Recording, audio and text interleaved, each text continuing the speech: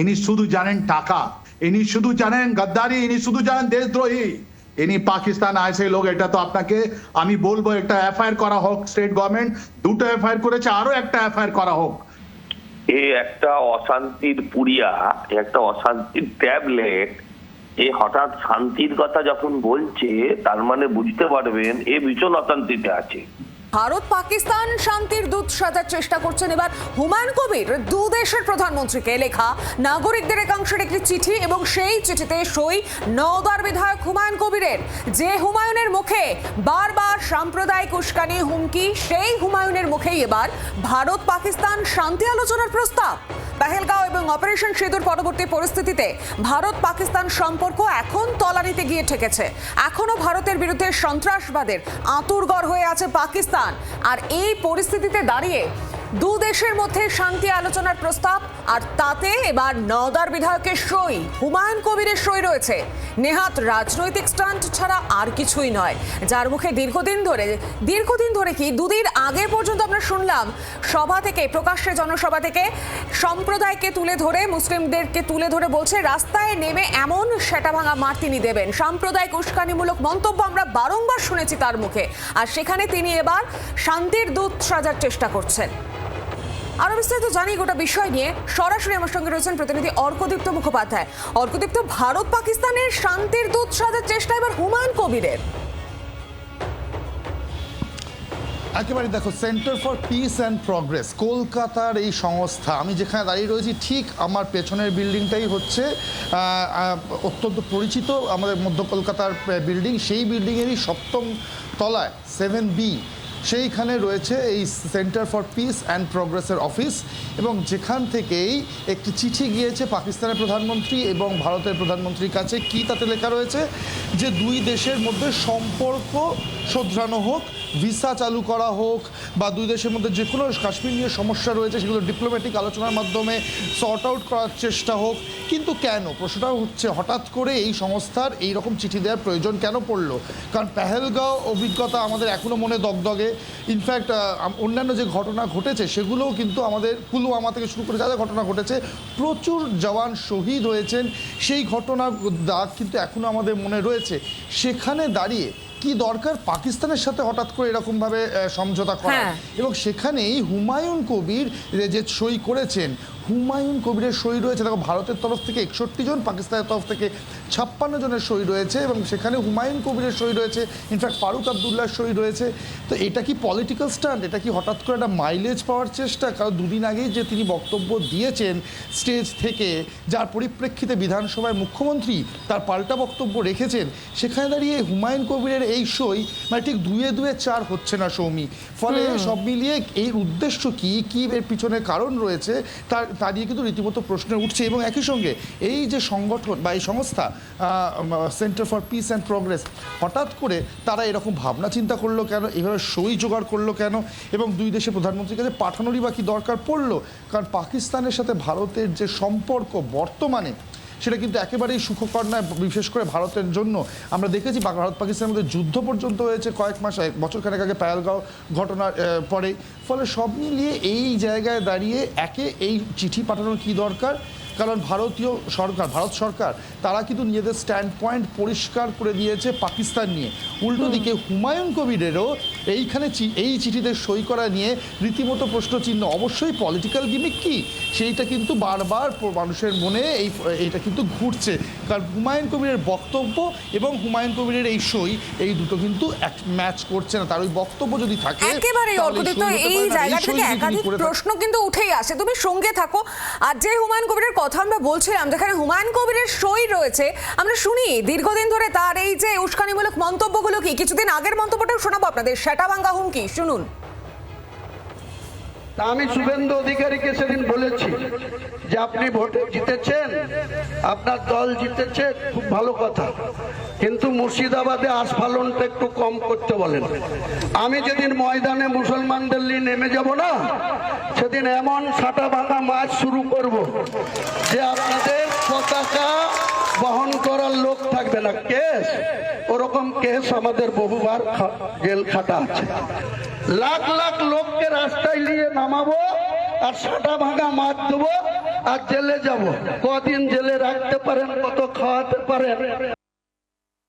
আমার লিমিট যেদিন ক্রস হয়ে যায় না, আর মাথা যেদিন টাওয়ার গরম হয়ে যায়, সেদিন আমি ও এসপিও বুঝবো না, ও চিফ মিনিস্টারও বুঝবো না, আর কে কোথায় থাকলো আর কে কোথায় থাকলো না সব কিছু বুঝবো না। আমি নিজেই নেতৃত্ব দিয়ে নামাবো। আমরা শুনলাম এই যে এই মহান ব্যক্তি হুমায়ুন কবির, ইনি তার মুখে বারংবার আমরা দেখলাম সাম্প্রদায়িক উস্কানিমূলক মন্তব্য। 26শে জুনের যে ছবি উঠে এসেছিল প্রকাশ্য জনসভা থেকে, তিনি যে হুমকি দিয়েছিলেন যে মুসলমানদের রাস্তায় বের করে আনবেন এবং তারপর এমন শাটাভাঙা মার দেওয়া হবে, যে বিজেপির উদ্দেশ্যেই তিনি এই বক্তব্য রেখেছিলেন। আর এই গোটা বিষয় নিয়ে একটু আলোচনা করবো। আমার সঙ্গে এই মুহূর্তে রয়েছে নিরাপত্তা বিশেষজ্ঞ রাজীব শ্রীবাস্তব। মিস্টার শ্রীবাস্তব, একজন ব্যক্তি যিনি, যার মুখে বারংবার আমরা শুনে এসেছি উস্কানিমূলক মন্তব্য, এবার তাকেই দেখা গেল যে ভারত পাকিস্তান শান্তির দূত সাজার চেষ্টা করছেন হুমায়ুন কবির, নওদার বিধায়ক। এটা কি কোনো পলিটিক্যাল স্টান্ট করার চেষ্টা করছেন তিনি? इन्हीं पाक आईएसआई लोग, হুমায়ুন কবির পাকিস্তান আইএসআই লোক। জিজ্ঞেস করুন 22 এপ্রিল 26 জন আমাদের মায়ের মাথা থেকে সিঁদুর মুছে গেছিল। এনার পরিবারে কতজন আমাদের দেশের জন্য বলিদান দিয়েছেন জিজ্ঞেস করুন। হাজার হাজার লোক এই আমাদের ভারতের নিরাপত্তার জন্য প্রাণের বলিদান দিয়েছেন। এনার কত লোক আছেন? ইনি পাকিস্তান আইএসআই লোক। এনার বর্ডার ডিস্ট্রিক্টে থাকা আমাদের নিরাপত্তার জন্য গভীর গভীর বিপদ।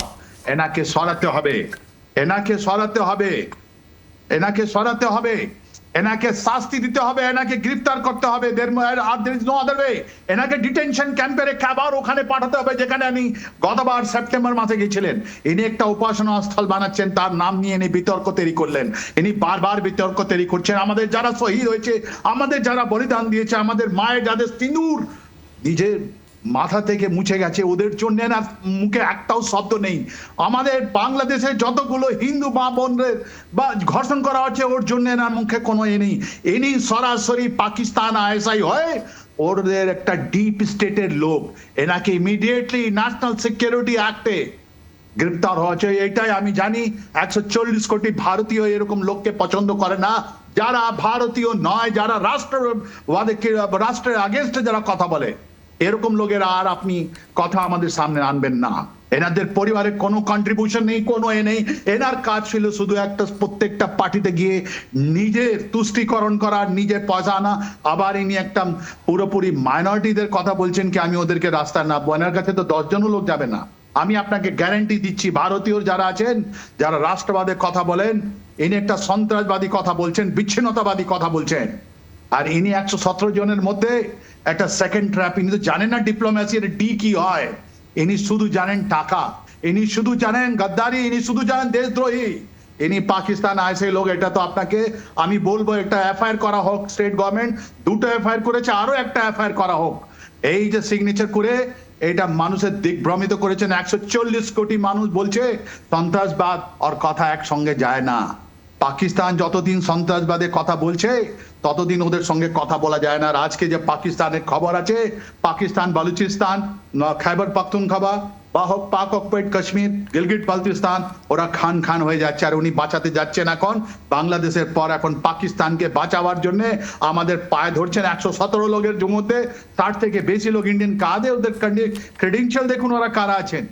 ওরা ওই যারা ভারতের আগেনস্টে কাজ করেন, যারা পাকিস্তান আইএসআই হয়ে কাজ করেন, ওদের কোনো ক্রেডেনশিয়াল নেই, শুধু টাকা টাকা টাকা, নিজের তুষ্টিকরণ। এদের উপরে এনএসএ লাগানো উচিত। That is point 1। Point 2, mister Srivastava, আপনি সঙ্গে থাকুন আমাদের। আর এই মুহূর্তে আমাদের সঙ্গে টেলিফোন লাইনে রয়েছেন বিজেপি বিধায়ক সজল ঘোষ। সজল বাবু, হুমায়ুন কবিরের মুখে আমরা বারংবার শুনেছি সাম্প্রদায়িক উস্কানিমূলক মন্তব্য। 2 দিন আগে আপনাদের উদ্দেশ্য করে তিনি মন্তব্য করেছেন, এবং এবার যে বিষয় উঠে আসলো, ভারত পাকিস্তান শান্তির দূত সাজার চেষ্টা করছেন এই হুমায়ুন কবির। এ একটা অশান্তির পুড়িয়া, একটা অশান্তির ট্যাবলেট। এ হঠাৎ শান্তির কথা যখন বলছে, তার মানে বুঝতে পারবেন এ ভীষণ অশান্তিতে আছে।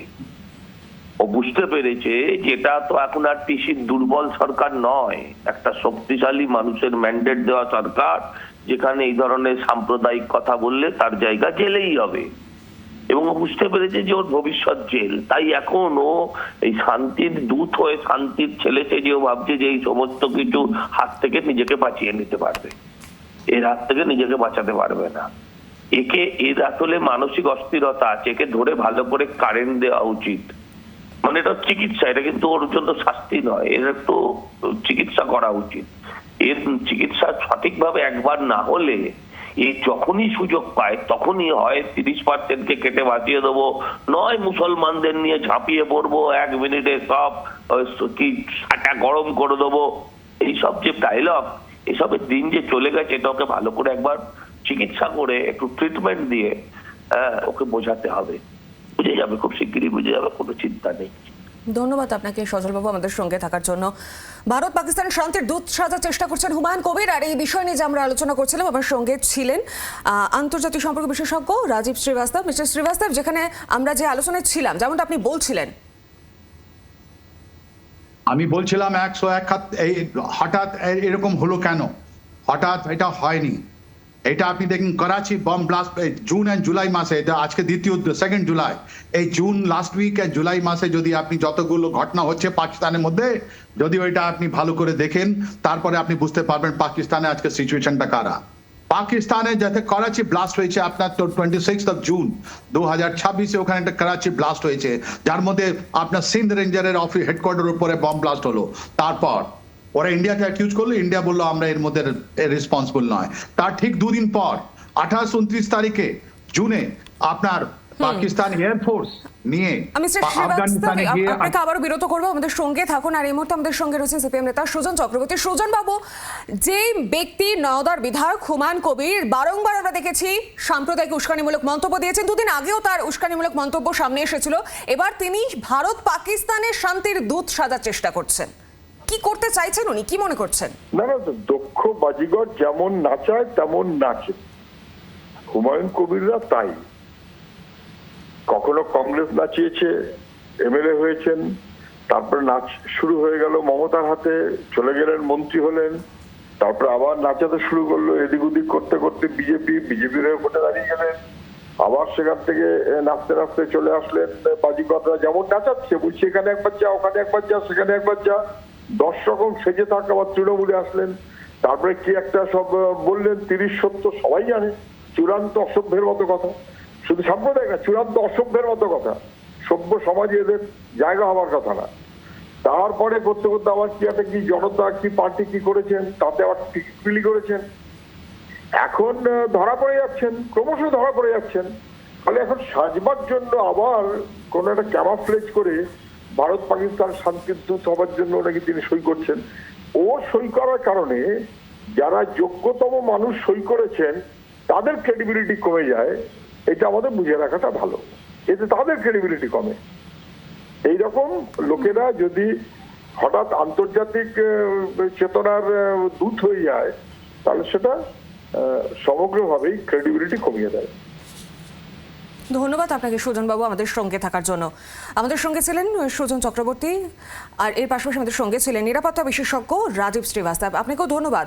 ভারত পাকিস্তান শান্তির দূত সাজার চেষ্টা করছে এদিকে হুমায়ুন কবির, আর এই মুহূর্তে আমাদের সঙ্গে টেলিফোন লাইনে রয়েছেন প্রাক্তন তৃণমূল সাংসদ শান্তনু সেন। শান্তনুবাবু, বহুদিন ধরে বিতর্কে জড়িয়ে রয়েছেন হুমায়ুন কবির, সাম্প্রদায়িক উস্কানিমূলক মন্তব্য দিয়েই চলেছেন তিনি, আর এবার আন্তর্জাতিক স্তরে পৌঁছে গিয়েছেন। ভারত পাকিস্তান শান্তির দূত সাজার চেষ্টা করছেন হুমায়ুন কবির, তার সই রয়েছে। দেখুন, যে কোনো সংবিধান সচেতন এবং রাজনৈতিক সচেতন মানুষেরই এমন কোনো কথা বা কাজ করা উচিত না যাতে সাম্প্রদায়িক সম্প্রীতি নষ্ট হয়, শান্তির বাতাবরণ নষ্ট হয়। সেক্ষেত্রে কেউ যদি এই কাজ করেন তার বিরুদ্ধে আইনানুগ ব্যবস্থা গৃহীত হওয়া উচিত, যেটা বাংলার মুখ্যমন্ত্রী ইতিমধ্যে বিধানসভায় প্রকাশ্যে দাঁড়িয়ে বলেছেন। পাশাপাশি আন্তঃরাষ্ট্রীয় পরিকাঠামোগত দিক থেকে বা পারস্পরিক রাষ্ট্রগুলোর মধ্যে সৌহার্দ্যের সম্পর্ক বজায় রাখার দায়িত্বটা কেন্দ্রীয় সরকারের সংশ্লিষ্ট দপ্তরের উপর বর্তায়। আমার মনে হয় সেটা ভারত সরকারই দায়িত্ব নিয়ে করছে এবং তারাই করবে। ধন্যবাদ আপনাকে আমাদের সঙ্গে থাকার জন্য। বাংলার আওয়াজ, বাঙালির আবেগ, জি 24 ঘন্টা।